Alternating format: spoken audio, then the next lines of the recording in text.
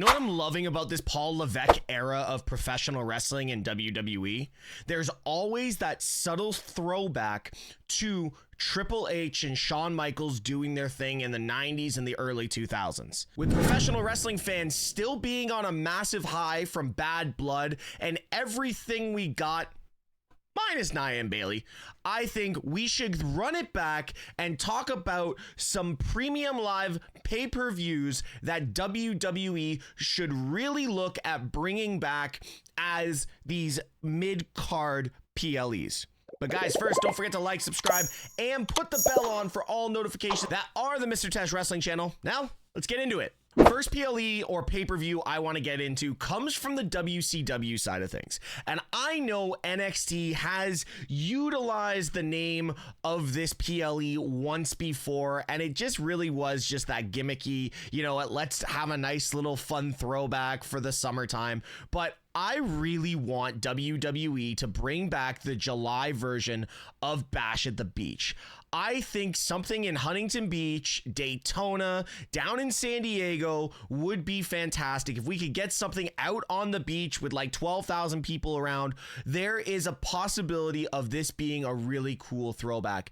And it fits with everything that TKO, Endeavor, and the WWE are trying to do right now. They're trying to make things more of a spectacle outside of just the fireworks, the ramp, and the big display that is WrestleMania. You got to look at Bash at the Beach 1996, where you had the Outsiders and they were bringing the third man in with going up against Macho Man Randy Savage, Lex Luger, and Sting. This is honestly one of the nights in professional wrestling that changed everything. Hulkamania! Hulk Hogan is here! Hulk Hogan's here! Now, who's bad now, boys? Arrived. Hook. What is he doing? My God! Is he the third man? Without this night, we don't get the Monday Night Wars, and obviously Hogan being the third man. We also look at, you know, Kevin Nash and Sting versus Savage and Sid Vicious in '99 in Fort Lauderdale. These are matches and events that really brought a lot to the summertime PLE. Bash at the Beach is a staple when it comes to pay-per-views. That was always the one you looked at WCW, you always wanted to turn around and circle it on the calendar because you knew this was going to be an incredible event. And incredible events outside of WWE when you're talking to WCW in the late 90s, but in the early 90s, you had Flair and Hogan for the world title in '94. You had Hogan Vader in a steel cage. Like I think that was 95. So Bash at the Beach is a staple, and I think if WWE were able to find the right venue, people would eat it up and show up in droves. So Bash at the Beach is one of those ones I think we definitely need to look at bringing back.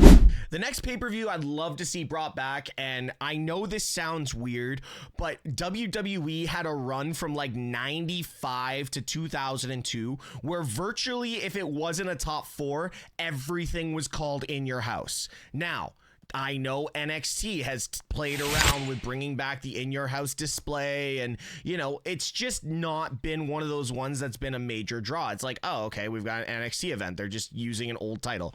I like what NXT does with this stuff. I know they've got Halloween Havoc coming up at the end of the month, but you know, I'd love to see it done on a bigger stage with bigger superstars and bigger storylines. In Your House had so many cool little secondary caveats to it. There was the Great White North, there was Seasons Beatings, there was the Canadian Stampede, there was It's Time. There were so many different versions of it, and it's crazy that a lot of these In Your Houses in like the later part of the year or the later part of the WWE calendar year were held in Canada.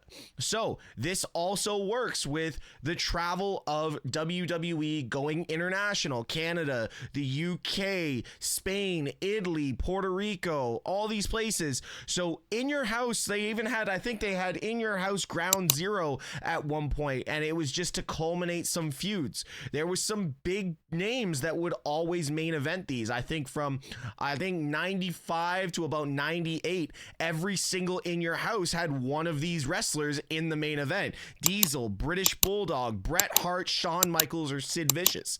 These guys were always involved in the main event for the better part of 3-4 years. So this is one of those ones where WWE could virtually do anything with In Your House in any way, shape, or form. In Your House was a really cool concept. It's a staple in professional wrestling where people really look back and be like, yo, I remember those In Your House pay-per-views, got my VHS, put it in the recorder and hit that record button so you could put it down in your whole, maybe I'm aging myself on this, kids, VHS was a big videotape like this. But anyways, I digress. Maybe that was just me in my era of the 90s, but always recorded the In Your House. I'm pretty sure I still have them. Now, running it back to talking about what we saw at Bad Blood, Unforgiven from the early 2000s into 2008 was kind of that PLE that was your September PLE, kind of like what they just did with Bad Blood, but it was that throwaway time to end the feuds and start new storylines PLE with what we have on the main roster right now, where WWE is very focused on telling the full story and long-term storytelling. Unforgiven could be that middle ground PLE that comes back and has kind of the gimmick matches, the TLCs, the table matches, the cage match, a boiler room brawl, if you will. But we also have something you need to look at. We have two factions that could revolve around bringing back Unforgiven.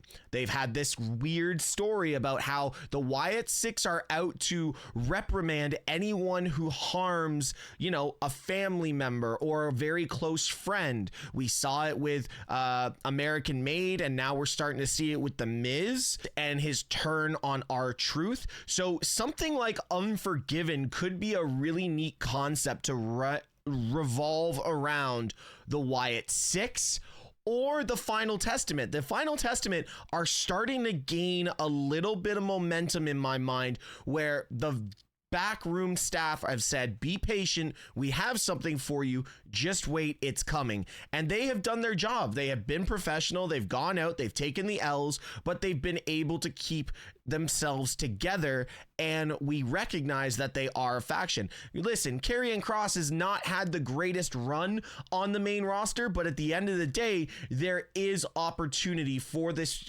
faction, and Unforgiven coming back would be a very interesting way to utilize the name, the branding, and those factions. You could also look at the middle of a feud and move on from there.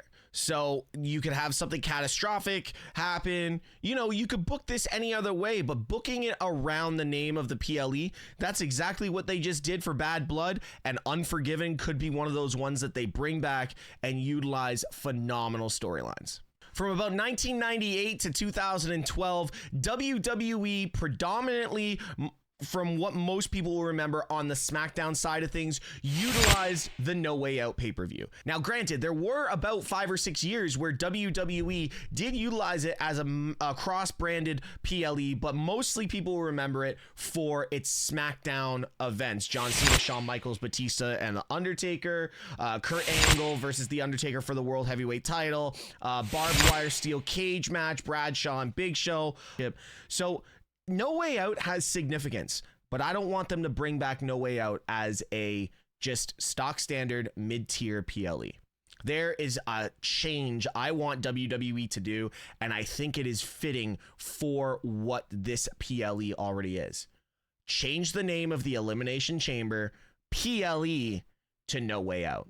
It fits. It works. It doesn't just revolve around the singular 2 matches that are in the chamber. There can be also other things happening in the PLE that reference the No Way Out brand, instead of, hey, I'm just going to bring the Elimination Chamber out and we're going to call it Elimination Chamber. It's kind of like what they've done with Money in the Bank. Money in the Bank had so many good matches in Toronto this year, and you know, the title just revolved around the ladder match. So for the Elimination Chamber, just make it No Way Out. There's literally no way out unless you're eliminated, and it builds more eeriness to what the brand is and what the PLE is. They got rid of the Hell in a Cell pay-per-view and they brought Hell in a Cell into Bad Blood, and God, was it ever better than any Hell in a Cell pay-per-view than we've gotten in recent memory. With that being said, let's just move forward and name Elimination Chamber No Way Out and bring it back. It's a staple in professional wrestling. It was around for over 14 years. Bring it back and let's utilize the branding of that PLE to really run the Elimination Chamber. Now, the final one, and it's a blend of two that only was around for about 4 years, and I despised this concept when it first came out, but now that we live in the era that we live in both professional wrestling and sports entertainment and social media, yo, seriously, bring back Cyber Sunday or Taboo Tuesday or call it Cyber Saturday or something of that nature. That concept was early for what it is. Now in 2024, going into 2025, bring it back. Allow social media to help decipher what's going to happen in matches. I think this concept works. We do have obviously Survivor Series in November, and that was predominantly when Taboo Tuesday or Cyber Sunday ran. It was either October or November. But if we're able to bring that back, say around Christmas instead of like New Year's Revolution or day one, and have like a Cyber Sunday, Cyber Saturday, and make it a fun kind of gimmicky way to end the year, I think this PLE would absolutely cook. WWE has already proven that they're interested in working with digital creators and people on social media. Why not bring it to the forefront and bring back one of the most unique concepts that was ahead of its time? Bring back Cyber Sunday. Guys, thank you so much for watching this video. Don't forget to like, subscribe, and put the bell on for all notifications. And let me know in the comments, what PLE should WWE bring back? Or was I completely wrong on some of these?